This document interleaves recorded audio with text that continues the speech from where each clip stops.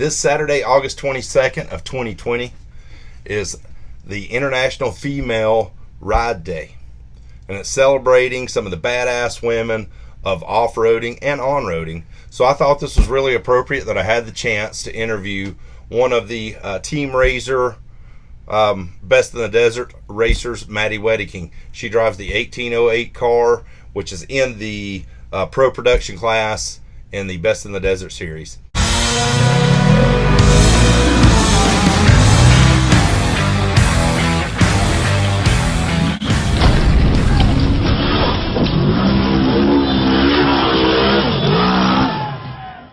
All right, guys, so I'm here with the 1808 driver, Maddie Wedeking, one of the best in the desert, one of the only women racing best in the desert. So how are you doing today, Maddie? I'm good. How are you doing? Fantastic. Well, hey, how about telling us a little bit of background of how you got into off-roading and off-road racing? So, with my dad owning PRP seats, I've always been in the off-road community. I mean, his parents off-road, so my grandparents have been off-roading, my great-grandparents have been off-roading. It's in the Wedeking blood. So, my dad started PRP seats, so we always went to trade shows and races and whatnot. And when I was 8 or 9 years old, him and I built me a little Volkswagen Bug to go and drive around the desert. So, that's where I learned how to drive. And all of a sudden, I want to say I was 10 when the Polaris Racers came out. And so my dad always was like, don't drive one, you'll fall in love with it. Sure enough, I don't listen. I drive one, I fall in love with it, and I never want to get out of it. I mean, I would ride that Razor from sun up till sundown. I loved it. So obviously, with us going to shows all the time and races, I always looked up to, one of the very few female racers, Sarah Price. I always wanted to be like her, wanted to drive like her, and whatnot. So every Christmas, my birthday, I'd always ask for a race car. So I was 13 or 14 when my dad was like, okay, let's do it. I have a Razor 900 here. Let's build it together, and let's go race in a smaller series. And I was so excited, and so we started off racing in that, and I just fell in love with it. And now, last year you ran Best in the Desert and got a third place in points. Is that correct? Yes, third overall in points. So did that gain a little bit of attention from some of the manufacturers? Yes. I mean, luckily I was with Polaris before then, but definitely it's a lot easier to get other sponsors after having some sort of background now. All right, so I had the opportunity to come out last week to Vegas to Reno. You had actually called me and invited me to come up and do your social media. It's the first time I've ever done Vegas to Reno in any capacity, and I had a blast going from pit to pit, chasing, trying to get video. And one of the things that I found out when I got there was that, actually, Matt was supposed to pick me up at the airport. And I came outside, and there was your dad, Aaron, to pick me up and head straight to Vegas. And they said you were stuck in Havasu. And so I talked to you and told you, don't tell me the story. I don't want to know the story. I've heard little bits and pieces, but this is actually the first time that you'll be telling me the story. So what all hiccups did you have the week of the race before actually getting to Vegas? It was a disaster, but I mean, tons of memories from the week before the race. So the Friday before the race, we decided, let's go light testing. Baja Designs had just sent us new A-pillar lights, so we were excited to go give those a run and kind of tune them and make sure that, they're at the right place. And so Friday night, Matt and I take out at Temecula, and we head off to Barstow. And our friends live over there, so we ended up getting there a little later than normal, so we were like, you know what, let's crash here tonight and wake up really early and go light testing first thing in the morning. So we're up by 4 o'clock. We get to Barstow, Maine a little before 5, run the lights, get that all dialed, and we had friends meeting us out there. So it's Saturday now, and we're all clutch testing and whatnot, and one of the guys was like, hey, what's wrong with your car? There's oil everywhere. I'm like, what do you mean? He's like, yeah, your chase truck's leaking oil out of the right rear tire. I'm like, okay, let's go give that a look. We all go give it a look and notice, it's an axle seal. I'm like, perfect. I'll go get one on call somewhere in Barstow. We call all the way around, find an axle seal. And so I go, I'm not going to get that until we get the car 100%. So we struggled all day long with the car. It wasn't performing how we had wanted it to. So I called Mark Queen in Havasu, and he said, yep, get it here to me tonight. I'll drop everything I'm doing, and let's get going on this car. Take it. This is Saturday night, and I race on that following Friday with tech being Thursday, and I meet all of my pit crew guys Wednesday in Henderson. So it's like crunch time. So luckily, we tear apart the chase truck to see, and just replace the axle seal and whatnot.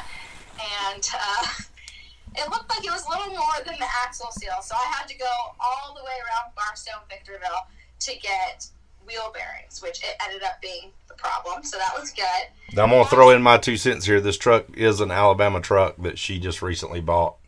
Yes, this truck was from Alabama, so that's probably why. This Alabama water and mud doesn't mix well with seals and bearings. Yeah, we found that one out the hard way. So luckily, I go around, I find them. Long story short, we ended up leaving Barstow, Maine at 9:30 at night. So we had been there for 15 hours. We were exhausted. We start heading to Lake Havasu, Arizona, and about halfway at Ludlow, we noticed that the wheel bearing had broke again, and we were in the same place. So Matt and I, it's already midnight. We're like, we don't want to risk anything else. Let's just limp it to Lake Havasu. Okay. We finally get into Lake Havasu, 1:30, 2 o'clock in the morning, and wake up Monday or Sunday morning and start calling everyone we know in Havasu. Who can work on this truck? We need it. It's supposed to be driving all the way from Vegas to Reno and then back to Temecula. So we need this car to be reliable. So we finally find a guy. We drop off the car to him Sunday, and he's like, I'll get it done in a couple hours. No, it was there all day Sunday. Luckily, his wife worked at an automotive shop in Lake Havasu. So first thing Monday morning, she takes it to the shop. It gets fixed. Meanwhile, my race car is at Queen Racing. It's going on the dyno. He's looking into the car, trying to get it to perform where we want it. And very stressful Monday, let's just say that. The truck didn't get finished until 4 o'clock in the afternoon. And when we got the truck, we drove to Mark's place, and he'd been on the dyno for about 10 hours. We were all exhausted, and we decided to call it a day there. We were done with the motor and tuning it. Now it was just time to clutch test, which is huge. With such an elevation change, you have to clutch test and make sure you have a solid setup. Okay, here in Havasu, truck is finally fixed, thank God. And we're off to clutch testing for the second time today. So Tuesday morning, we get a head start at 6 o'clock, and we start, trying to beat the heat and clutch test all day long. And I felt, sometimes we'd make a huge improvement, then we'd go back 5 steps to go back another. It was a cluster on Tuesday, but we finally, Mark and my co-driver Matt, they got it dialed. The car was performing amazing. So now it was stressful because we need to do an entire race prep, because with that race car going on a dyno for 10 hours, it's hard on the cars. So luckily I have the best pit crew. One of our guys from Kingman, Arizona drove all the way to Temecula, picked up 2 of my pit crew guys on Tuesday, and drove out with a whole bunch of parts to meet us at Lake Havasu. So all night Tuesday and all morning Wednesday, we were doing an entire race prep on my car in Matt's grandpa's garage. So now, with that being said, too, this was also a brand new engine you had just put in the car as well, right? clutching errors, and we had that last motor tuned perfectly. So we kind of had to start from scratch all over again. So yeah, it was just crazy because we had to do, us four, the three boys and me had to do an entire race prep in, a night and in the morning on Wednesday. So luckily we got out of there by Wednesday afternoon and met all of my pit crew guys in Henderson on Wednesday night. So it was a very stressful week, and I didn't even get to go home and pack my bag. I was going off of clothes from Walmart. So it was just one big, hopefully I got all the bad luck out right before the race at that point. And then you had, tech and contingency with with COVID going around. The race almost didn't even happen. For one, it was kind of a last minute. They were getting their permit, and you had to do tech and contingency. It was the first time I've ever seen tech and contingency to where the cars didn't go down tech, that you actually had to drive your truck, pulling the race car behind the truck, and they were limited. Everybody had to have face mask, and eventually they ended up closing tech and contingency because there were just too many people, and I don't think it were racers. I think a lot of people were just coming in to see what was going on and ended up shutting that down. But so I know you got through tech and contingency no problem whatsoever, and busted out in the desert to do a little bit more tuning, because I know I got to meet, because I was with you, got to meet Randy and Sierra Romo, really nice folks. And had a little bit of issues there too, didn't you? Yes. So right after tech, I get a call from Mark Queen, and he's like, "Hey, listen, let's do a little bit more clutch testing today. This is the perfect elevation. We're actually in Henderson. This is where we start. Like, let's do just a little more tuning and see what's wrong." So sure enough, we go out to Randy and Sierra's place, and obviously, they're, arms wide open. They let us, crash their pad for a while. They're trying to, handle their own race, and then they're still trying to help me. And it's, just having such cool Polaris Racer teammates that always have your back, it's awesome. It's such a support group to have. So I was really thankful that they, let us, go to their house, clutch test right out of their house. And we did have more issues with the car. Seriously worried about our car. I don't know what Matt's doing, but I don't know either. And we finally got out of there by, I want to say, a little before 8 o'clock. how did it do? Good. Luckily, no overheating issues as we were running it the first couple laps, and so far so good. Just got to make a couple adjustments, and hopefully we'll be on our way. Yeah, it was pretty late. Now, I'm going to admit that with how your luck had been going all week with the chase truck and the Razor, I myself was a little bit nervous that in 515 miles from Vegas to Reno, that you were going to end up having issues with the car. So tell us a little bit about how everything went from start to finish of the race. And I know it's 515 miles, and I honestly don't even remember how long we were chasing. I want to say 11 or 12 hours that we were chasing you, and it was wearing me out sitting in the passenger side of a Chevrolet truck. I can't imagine what it was like out on the course in an off-road race rig. But how did the actual race day go? You know what? I'm thankful that we didn't have any huge problems. So we started off in a silt bed, around noon. So it's almost the hottest part of the day. Silt is terrible, for any car. It's so hard on the cars. So my original, with all the problems that we were having, my motto was, let's just get to the finish line. We've had such a bad week and had the worst luck. I didn't know what was about to happen. So I'm like, you know what? Like, let's kind of take it easy. Let's see how the car's feeling, and then hammer down from there. Well, obviously the green flag drops, and I am not thinking that. I am, I'm like, let's go get this thing, let's go. I want to win. So we start in 13th in a silt bed. It is so dusty. You can't see anyone ahead of you, anyone beside you. So, you just have to be smart. And so, I'm picking, the smoothest lines, trying not to stay in the ruts, and unfortunately, the car starts overheating, which I'm not too surprised because I feel like everyone was having those issues just with it being so hot outside. Yeah, now I will say it was hot as balls. I don't think I've ever been in heat, because I know we were in the 108, 110 degree range on race day. It was pretty damn hot. Yeah, and so obviously it's so hot, and the cars, they're all hot, and so immediately, temps they skyrocket.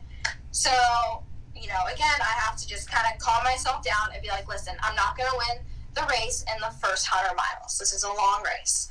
So, we kind of tone it back and, start picking off people, but still trying to maintain a slower speed. Well, we ended up overheating for the first 200 miles.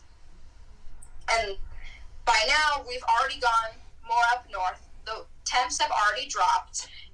It's getting later in the day, so that means, temps are dropping all around. So by that time, I believe I was in 7th place. So mile 200, I'm coming out of the pits, and I'm like, you know what, it's time to hammer down. We need to make up some time. I want top 5, somewhere in the top 5. So we're hungry for a win, but I knew that the car was still having a little bit of issues. So from mile 200-ish, we just started hammering down, and luckily we ended up getting 5th at the end of the day and really had no other issues besides the first 200 miles. Yeah, and on top of getting 5th, I think after the finish line, I did some asking around, and I think the next person in was about an hour behind you.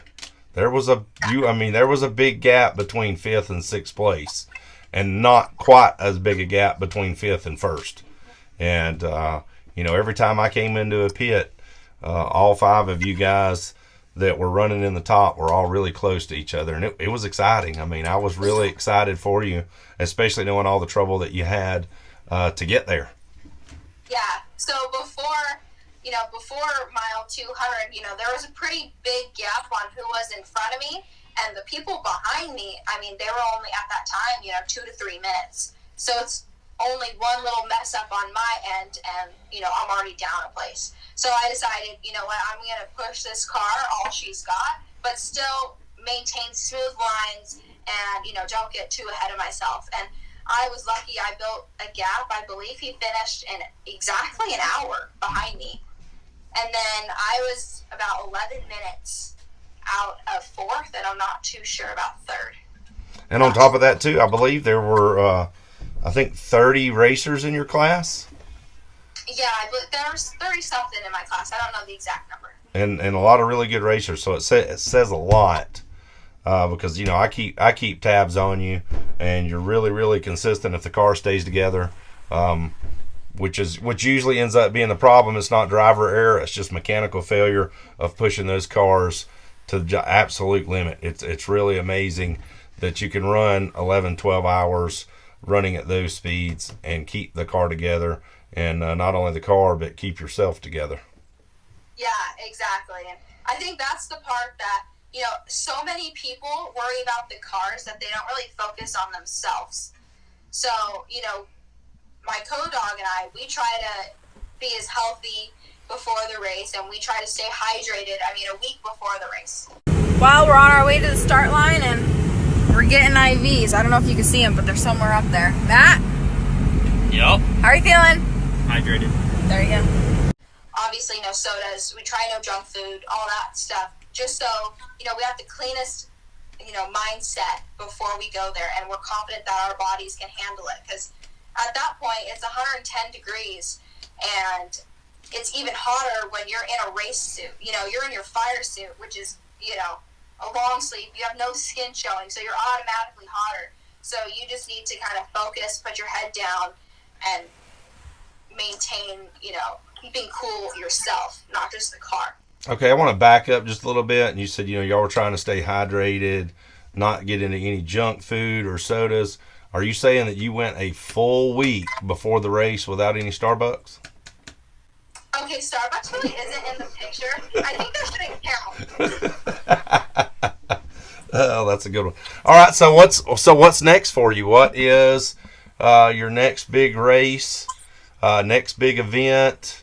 What's rolling up? My next big event is I will be racing the next Best in the Desert race, the Jagged X National Cup, I believe it's called.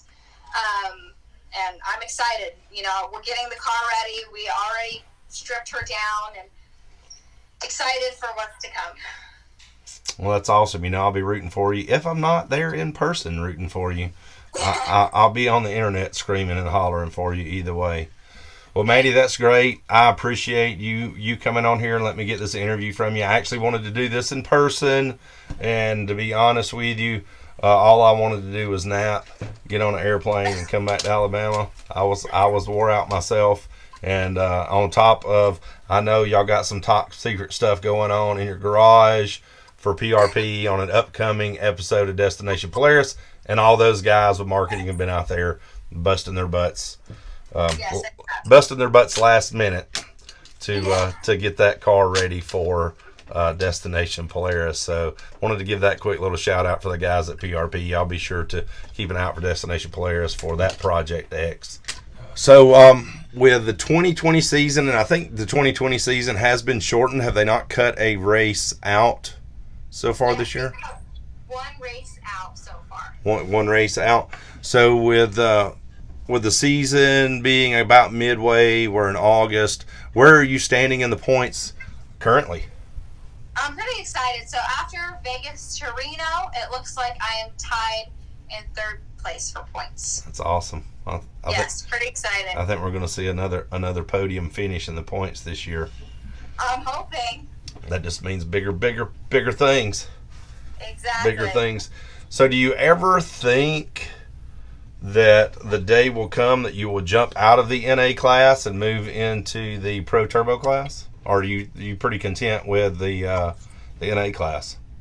You know, I would love to be in a turbo car, but there's a lot of my Polaris athletes and teammates that are already in the turbo class and that are representing us well. So, you know, I think they should hold down turbo, and, you know, I'll try to hold down the pro production class. That way there's more of us athletes spread out. That way we're dominating every class. So basically what you're saying is all the guys in the turbo class are begging you not to come up and start whooping up on them. That's what I hear. That's what I hear in that statement, is they're all begging you not to come start whooping up on them. That's how I hear it. I need to show these boys up. Well, that's awesome. But so to build a race car, it takes a lot of commitment, and unless you're just stinking rich, it takes a lot of help. So do you have some companies out there that help you out with your race car and help you be successful? Yes. You know, obviously PRP seats, they help a lot. Polaris Racer, without them, you know, I wouldn't be where I am today as a racer. So very thankful for Polaris Racer.